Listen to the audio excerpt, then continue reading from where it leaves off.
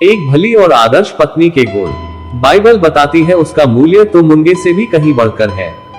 पवित्र शास्त्र कहता है एक बुद्धिमान पत्नी अपने हाथों से अपना घर बनाती है। धन और संपत्ति तो पुरखों से अर्थात दादा परदादा आदि से मिल सकती है, लेकिन एक बुद्धिमान पत्नी यहोवा परमेश्वर की ओर से ही प्राप्त होती है।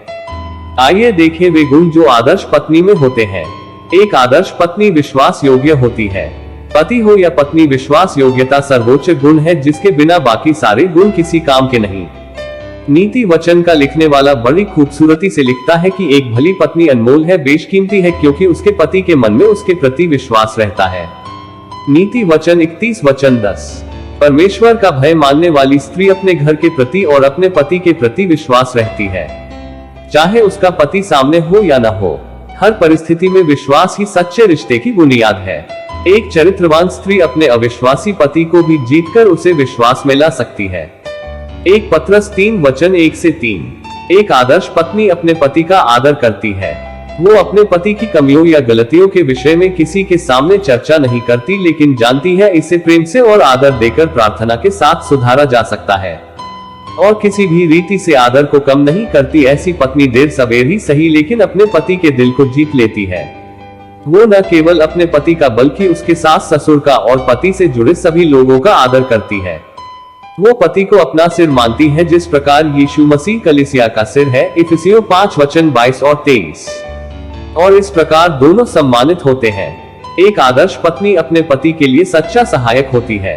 परमेश्वर ने जब सारी सृष्टि की रचना की तब कहा कि ये सब कुछ अच्छा है, लेकिन जब आदम को बनाया तब परमेश्वर ने स्वयं से कहा, मनुष्य का अकेला रहना अच्छा नहीं, इसलिए मैं उसके लिए एक सहायक बनाऊंगा, अर्थात स्त्री को बनाऊंगा।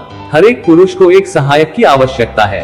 उत्पत्ति 2 वचन 8। सहायक शब्द पवित्र आत्मा के लिए भी इस्तेमाल किया गया है, जब प्रभु ने कहा मैं तुम्हें एक सहायक अर्थात पवित्र आत्मा दूंगा। मतलब सहायक कमजोर नहीं बल्कि हर दुख सुख में पूरे आनंद के साथ अपने पति की सहायता करना। यही परमेश्वर की भी एक पत्नी के लिए इच्छा है। यूहन्ना 15 वचन 26 और 27। एक आदर्श पत्नी अपने पति के अधीन रहती है जैसे प्रभु के। अधीन रहने का मतलब दासी बनकर रहने से नहीं है। पत्नी दासी नहीं है, लेकिन घर का मुखिया पति है। जिस प्रकार से कलीसिया का मुखिया या सिर प्रभु यीशु है, हम बड़े आनंद से प्रभु यीशु को अपना सिर मानते हैं। उसका निर्णय सर्वोपरि है, उसी प्रकार पति का निर्णय में स्त्रियों को रहना चाहिए। इसे समझें, जिस प्रकार से एक राजमहल में 2 राजा नहीं रह सकते, उसी प्रकार एक परिवार के दोनों पहिए एक ही दिशा में चलने चाहिए। पति पत्नी दोनों को सोच विचार कर निर्णय लेने से परिवार बना रहता है। स्त्री पति को एक अगुआ मतलब लीडर के रूप में देखती है। एक आदर्श पत्नी मेहनती होती है। एक बुद्धिमान पत्नी अपने घर को बनाती है। घर बिगाड़ने वाली स्त्री मूर्ख होती है। नीतिवचन 31 बहुत ही सुंदर रीति से एक आदर्श पत्नी की व्याख्या करता है कि वह बड़े भोर को उठ जाती है और बड़ी प्रसन्नता से कामों को करती है। दोस्तों, एक कामकाजी और मेहनती स्त्री की तारीफ सब जगह होती है। वह अपने हाथों के परिश्रम से अंगूर की बारी लगाती है, अटैरन में हाथ लगाती और चरखा पकड़ती है। इसका मतलब है जो भी काम उसके सामने हो, या चाहे खेती बाड़ी का काम हो या शहरी दफ्तरों में काम हो, बड़े परिश्रम के साथ करने वाली होती है। नीतिवचन 31 वचन 16 से 18। एक आदर्श पत्नी अपने पति का मुकुट होती है। एक आदर्श पत्नी अपने पति पर हमेशा शिकायत नहीं करती रहती, बल्कि वह उसे सराहती है, उसका सम्मान करती है और विचार करती है किस प्रकार उसके पति का सम्मान हो सके।